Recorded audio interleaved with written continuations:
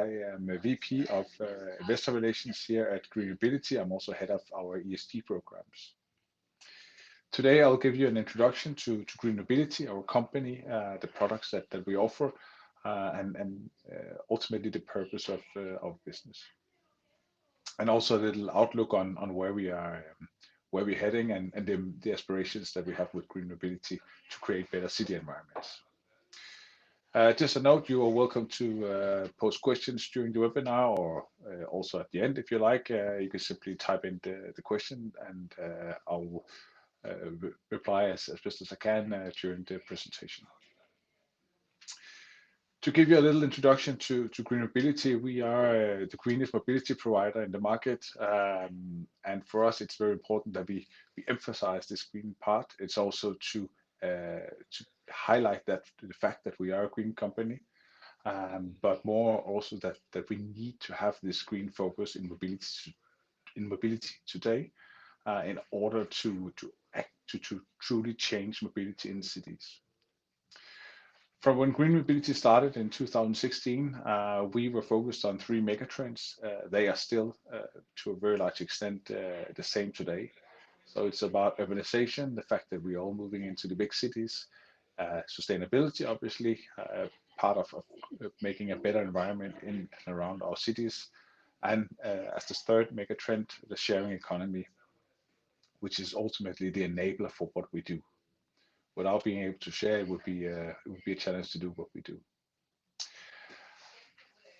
But to jump into the presentation and a bit more background on Green Mobility, one of the biggest megatrends that we work with is urbanization, and as we are globally moving into bigger cities, traditional people are bringing along one, two, or even three privately owned cars, or the alternative that we also see is that their wealth increases while living in the cities, prompting them to buy a car. Obviously, this is causing a host of problems. The obvious one being the environment, but also in terms of queuing, parking challenges, and noise in the city. If we extrapolate some of these figures, I think it's obvious for most that this can't go on. We can't keep putting more cars into the streets of our cities. It will truly get even worse than we have today. So we are looking to solve that with our solution of car sharing, electric car sharing. And luckily, I would say, we have also seen a huge development in this over time. When we started, I think we were at a stage where you could argue it was a nice to have thing. We talked with politicians, city planners around Europe, and most of them were like, this is good, we can see this working, but ultimately this is not top priority yet. Even though back then all these cities have set goals for CO2 neutrality for 2030, 2040, or whenever it was the case for that specific city. Then during the last couple of years, we've seen a development in this, and I would also say even acceleration during COVID really brought attention to the fact that cities do need to change, that do need to actively put actions and measure in the way to really solve this. And now we've gone from this nice to have to a need to have, or you could say that we've gone from a push to a pull effect. We see now that mayors around Europe are calling Green Mobility for us to bring the service that we've created already in the cities we're operating in. So there's been a true change, and this is only going to be emphasized even more. Key part of this is, of course, that we are focusing very much on the environment. We are saving CO2. This is a key focus for especially city planners and politicians, obviously as well for everyone living in the cities. But the other part we also look at is how do we change mobility patterns? How do we reduce private cars or number of private cars in the street? Because it's not enough just to change from a traditional car into electric car and thus helping the environment. We also need to reduce the number of cars in total in the city. This is something we can already today measure that we do with car sharing. Currently, we are replacing around 4 private cars for every shared car we have on the street. It's a bit more than actually today, but it's a very growing trend, which is of course very positive for the business case. Traditionally, we look at the infrastructure in a city. This is also part of when we plan new cities. So a part of that for a city to really have a well-functioning infrastructure is separate components of this. Because if we are to replace the private car, we need to support that in the city's overall infrastructure perspective. And you can view this in terms of what we call long distance, traditional public transport, in terms of bus and trains and so on, which we can never replace. It's not our goal or focus. A train will always be able to transport more people at a lower cost than we would ever be able to do. Similarly, we have short distance. It could be bicycles, kick scooters, or even walking. These are for ultra short trips. And then we have this mid distance, traditionally serviced by private car, taxis, and so on. This is what car sharing solves in the city today. These are trips typically around 8 to 10 kilometers, maybe around half an hour or so in trip length. It could be a commute to work, it could be visiting friends, out for shopping and similar things, but typically shorter trips. So we focus on reducing CO2 emissions, but also lowering private cars in the city. To service the green mobility, the service that GreenMobility offers today is naturally 100% green, meaning that we only operate electric vehicles. It's been that from day one. We will never change that. It's a true part of our DNA. But it also goes into what kind of energy do we charge the cars with? What sources is this electricity generated from? It also goes into to replacement parts, recycling of the vehicle, and so on. So we emphasize very much following the full life cycle of the vehicle. Then, as a user, we focus very much on keeping it simple. Simplicity is key when you're trying to impact people's behaviors, and ultimately, that's what we're doing. You need to do something different tomorrow than you're doing today. You need to sort of skip your private cars, throw away the keys, and get into a shared vehicle. And for people to do that, it has to be simpler, ultimately faster and cheaper as well than what you did yesterday. We do this by keeping things simple. So it's one app that allows you access to all our cars. You simply reserve, you find the car, the nearest car in the app, you reserve it and you unlock it, and then you go for whatever trip you need to go. You can do this in a variety of ways, simply paying for the number of minutes that you're using the car. You can have prepaid packages in terms of hours or even daily rates. And again, accommodating different needs that you may have. When parking the car, naturally, this is something that also needs to be very simple. We are all creatures of convenience. We don't want to walk too far, whether it's to start a trip or to end a trip. Since the beginning, we realized this was an issue. So how do we make this easier? We do this by adding what we call hotspots. These are strategically located parking spots reserved for our cars, so you can always find one in the app, easy to leave your car, and also you can always find a car there. And in addition to that, our cars are free floating around the street as well. I see a question here. The shortage of parking spaces. How do we secure increased designated parking space if we are to grow in fleet size?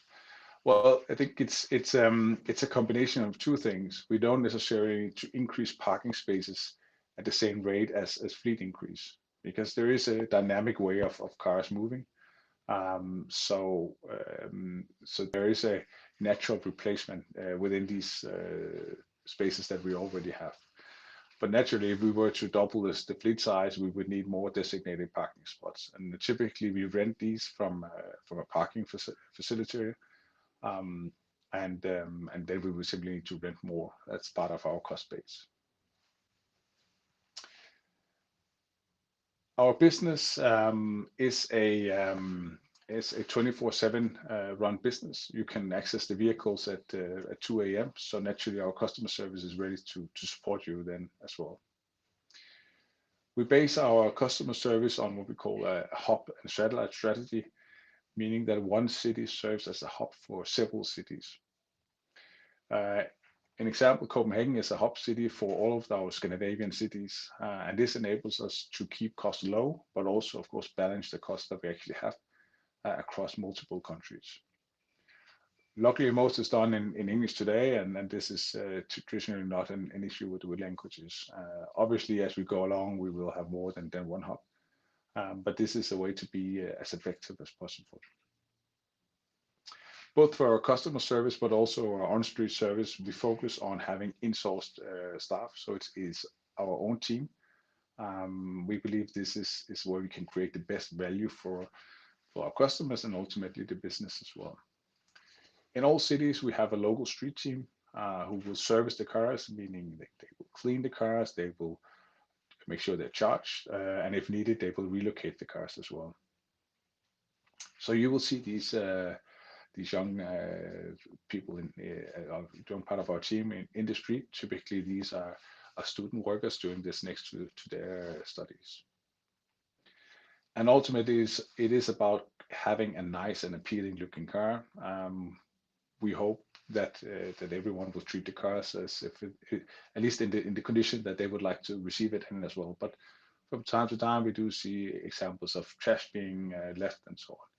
This is obviously something that we take care of. As part of our business, we do gather data. We gather a lot of data. This helps us to predict where we need cars, where we need staff at any given point. It helps us to optimize the business ongoingly.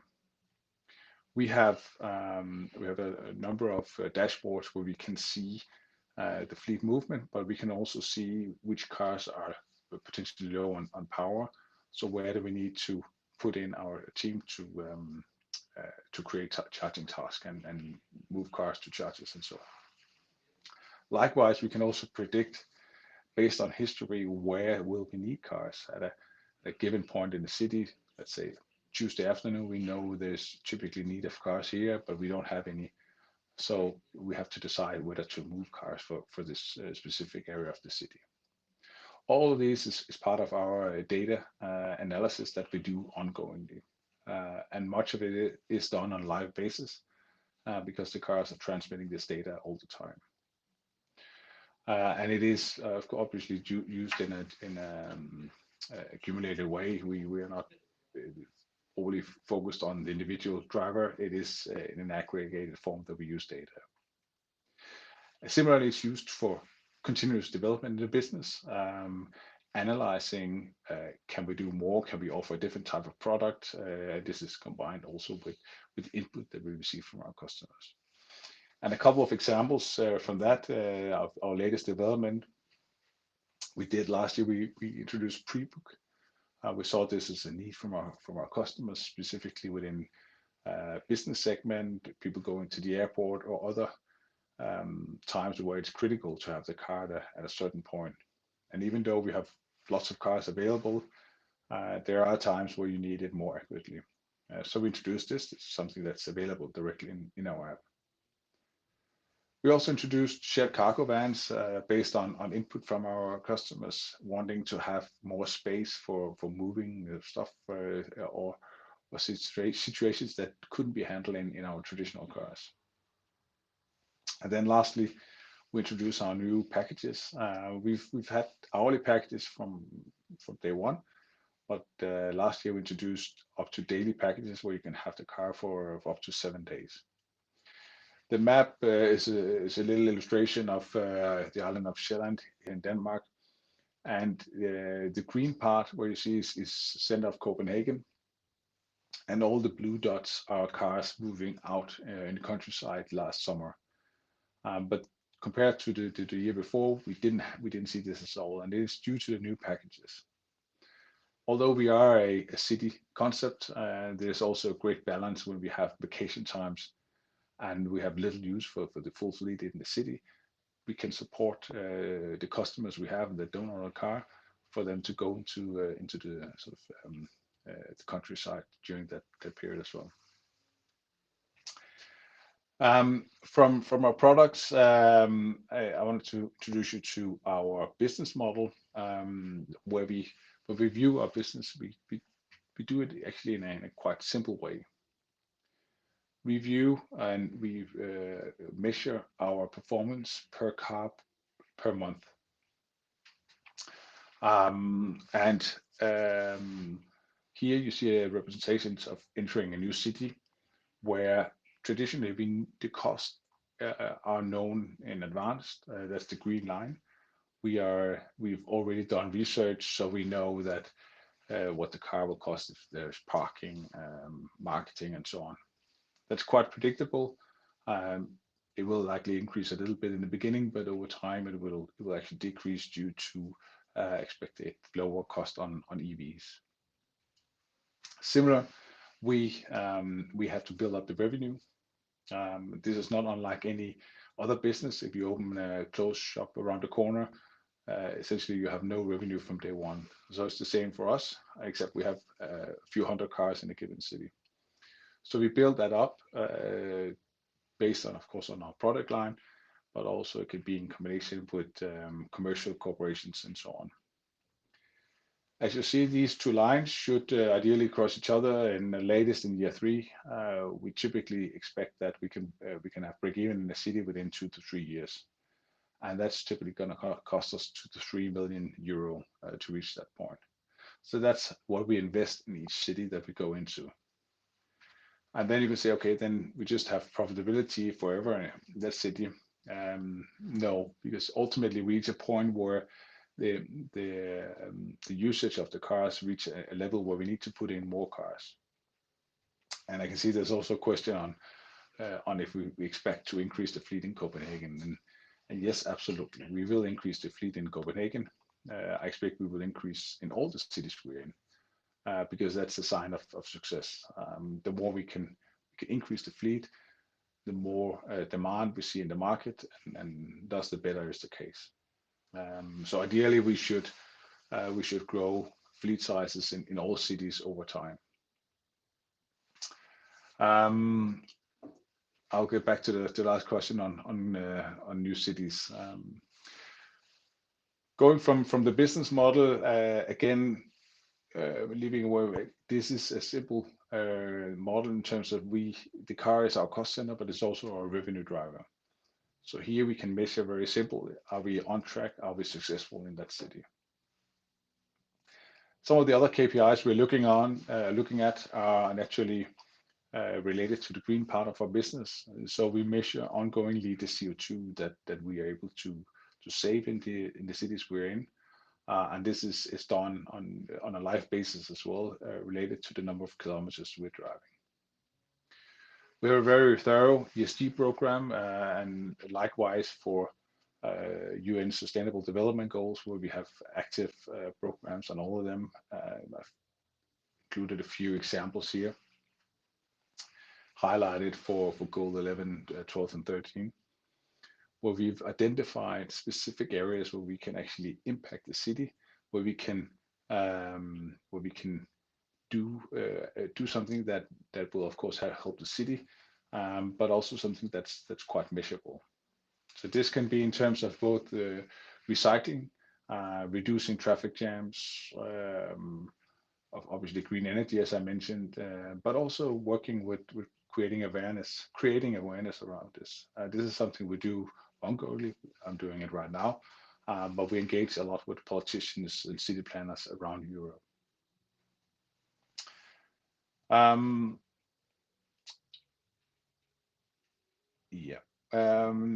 go to the next one, and maybe a little overview on where we are today, but also the cities, and then I can comment on a few of the questions that we see here.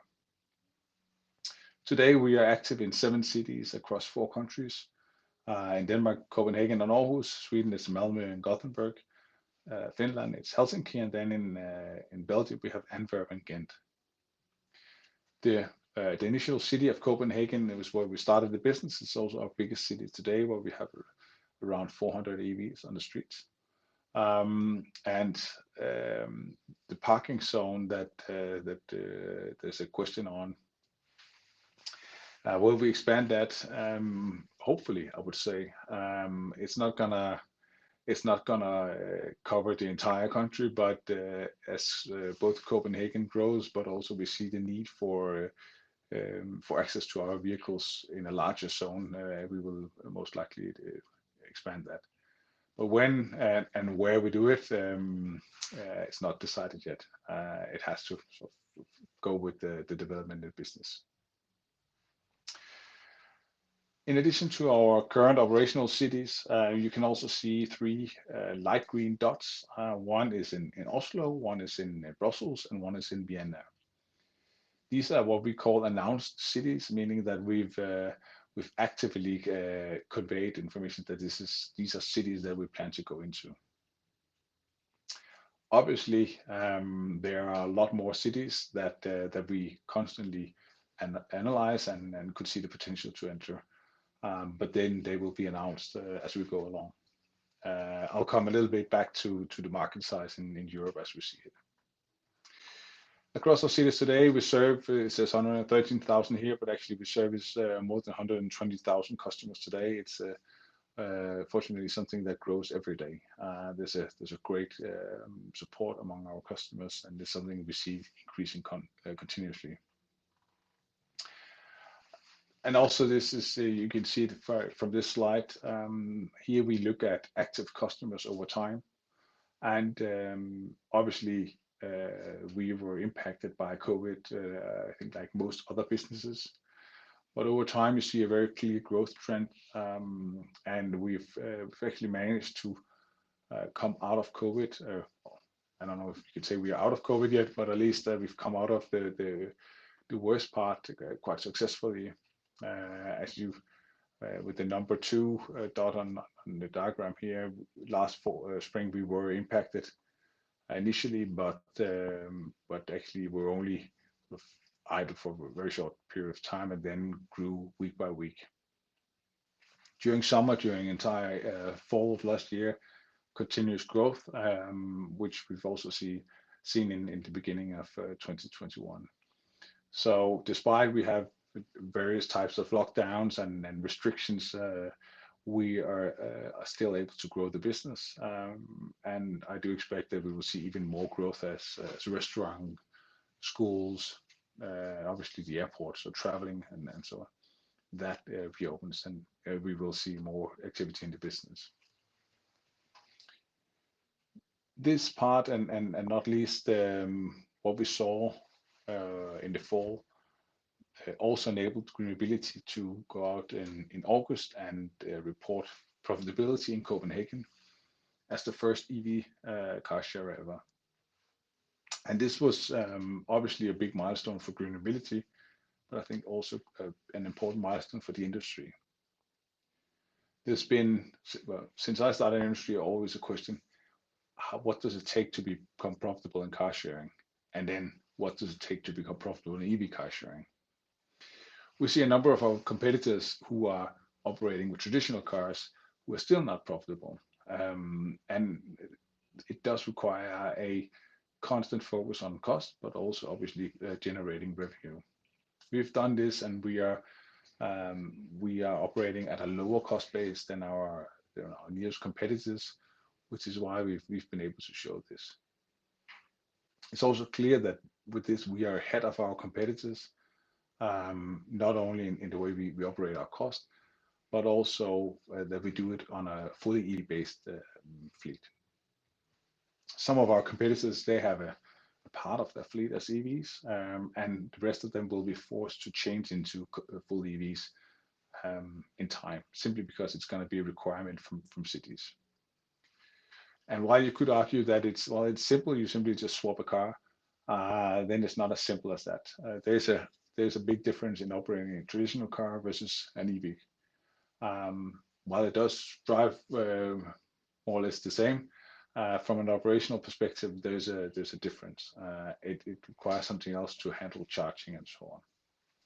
So I believe that we're definitely ahead of our competitors in this, and it's about keeping this headway. And from the 7 cities we're in today, obviously for GreenMobility, this is very much about growth. And when we look towards the market in Europe, we do see a very interesting potential, especially as cities, politicians keep growing. The focus on shared mobility, electric mobility is increasing everywhere. When we started the business, we traditionally looked at cities with 1 million+ inhabitants, simply because that was where we saw both enough mobility, but also that we were enabled to operate a business.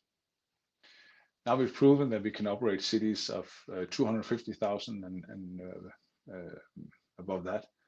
So obviously this opens up to a much bigger market. We have more than 160 cities in Europe of that size, and while we're maybe not going to be in all 160s, at least it gives us a very big market potential. We're not the only one, but it's not necessarily a bad thing to have a competitor in this industry. We are still a young industry where 2 or even 3 operators can grow the local market in that city faster, simply because there will be more cars available and more customers will pick up on it soon. So we see a very interesting market potential, but also something that will happen in the next 3 to 4 years. Then likely the market will be more closed again, simply due to more operators and bigger fleets in the market. For GreenMobility, the growth will come from the structure that we are building currently. As I mentioned, we have a hub structure, one illustrated here in Copenhagen. We already have a hub in Antwerp and Ghent. We chose to have a different hub there, mainly due to a larger gap, due to difference in language and culture. And then we have a local partner who has already had a customer service or call center available in Antwerp. And they speak Flemish, which we are not very good at here in Denmark. Likely, we're probably going to have 3, maybe 4 hubs around Europe that would be based on both geography, but also language and culture.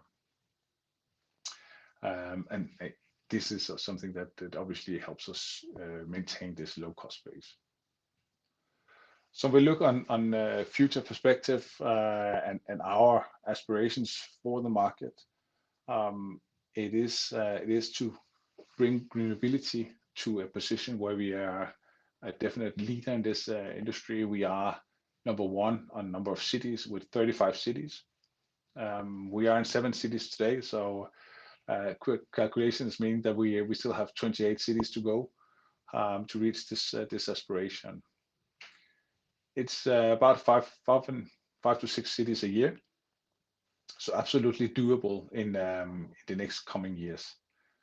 At the same time, we want to be number 1 on electric vehicles. We're probably not going to be number 1 on total fleets, but we definitely want to be number 1 on electric vehicles. That's a key part for us. Obviously, we want to save a lot of tons of CO2. We want to reduce a lot of private cars in the cities. It will take investments to get to this, but we're also certain that based on the experience we already have, the proven business that we have here in Copenhagen and other cities, this is absolutely reachable. So it's super exciting industry, very growing industry, with a lot of support and interest from cities and different partners around Europe and globally as well. We're super excited about the business that we have today and definitely also the perspective that it does have. With this, I will conclude my presentation and introduction into GreenMobility. If you have any questions, you are very welcome to post them now, and even if some should come up afterwards, you're always welcome to write us or reach out to us in any way you feel like. think it's super important that we continue to have this both the dialogue, but also the increased focus on shared mobility and, of course, also sustainable mobility.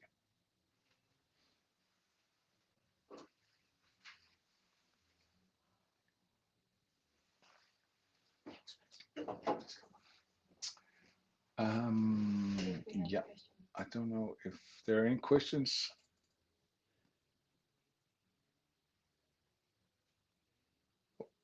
There was one. um, are we working on increasing charging stations in cities? Um, yes and no.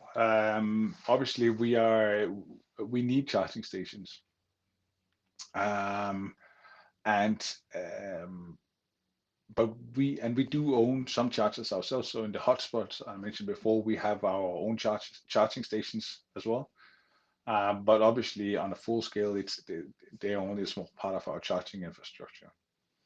So we leverage the cities we're in, and obviously this varies from city to city. Here in Copenhagen, there's generally a good number of charging stations, but obviously there's also an increased number of EVs on the street. So access to the chargers is sort of becoming worse and worse. But we know from the charging companies that they are investing in more chargers now. In other cities, obviously the situation is different, but all cities that we are operational in, we always have a very close dialogue with the charging companies.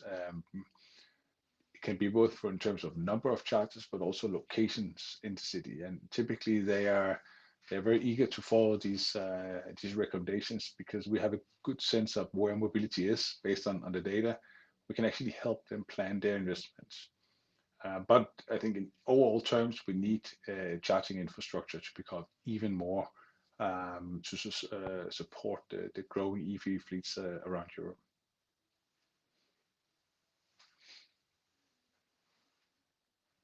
Perfect. I hope that answered the questions. Um,